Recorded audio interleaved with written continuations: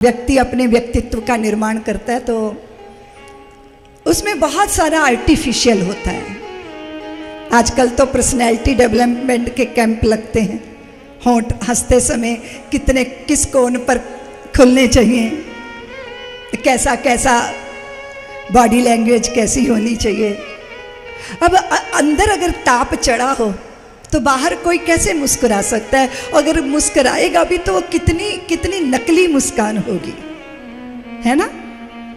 मुस्कान थोपी नहीं जा सकती, वो हृदय से प्रकट होती है। प्रसन्नता हृदय का विषय है, प्रतिष्ठा बाहर का विषय है। आपके सद्कर्मों से आपको प्रतिष्ठा मिलती है, लेकिन आपके सच्चे इरादों से आपको प्रसन्नता मिलती है। और आपके इरादे में अगर आप मन वचन कर्म से एक है ना, तो आप समझ लो कि आप प्रामाणिक व्यक्ति हैं। आप जो कह रहे हैं, आप जो सोच रहे हैं, आप जो कर रहे हैं, अगर इसमें तारतम्य है तो इसका मतलब आपके जीवन में प्रामाणिकता है। और ये युग प्रमाण का, ये युग प्रामाणिकता के संकट का युग है। हमारी दशाएं ये है कि लुकिंग लंदन टॉकिंग टोक्यो।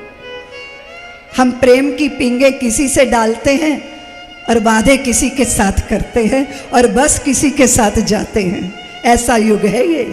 अप्रामाणिकता का युग है, अस्थिरता का युग है। यहाँ व्यक्तित्व को बाहर से व्यवस्थित करने की ट्रेनिंग और कोशिशें चल रही हैं। व्यक्तित्व को भीतर से साध लेने की साधना नहीं चल रही। और व्यक्तित्व सधे, मन वचन कर्म से हम एक हों, उसके लिए साधना की जरूरत होती है। सत्य के पक्ष में दृढ़ता से खड़े होने की जरूरत होती है। और फिर आपको समाज से मान्यता मिले चाहे ना मिले, आपको इसकी कोई परवाह नहीं होती। समाज तो कभी कभी मान्यता जो दिखता है वो बिकता है भैया आजकल। अगर जहर का भी ज्यादा प्रचार कर दो तो वो भी बिकेगा।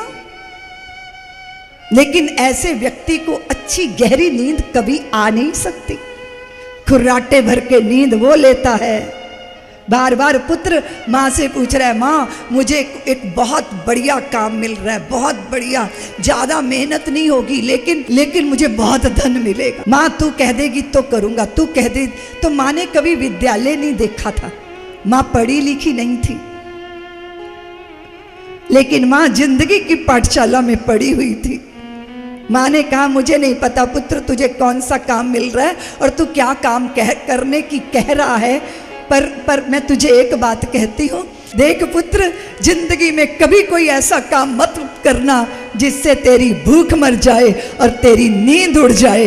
ऐसा काम तू कभी मत कर। माँ ने मंत्र दे दिया, माँ ने मंत्र दे दिया। हमारे धर्म ग्रंथ में मंत्र देते हैं।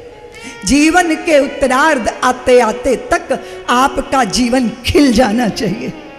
ऐसा नहीं कि आप विधाता को कोस रहे हो, संतानों को कोस रहे हो, व्यवस्था को गाली दे रहे हो और एकदम जले भुने जब देखो तब जली भुनी बातें कर रहे हो। ये बुढ़ापा सबका नाक में दम हो जाता है, इसलिए बुढ़ों से लोग भागने लग जाते हैं।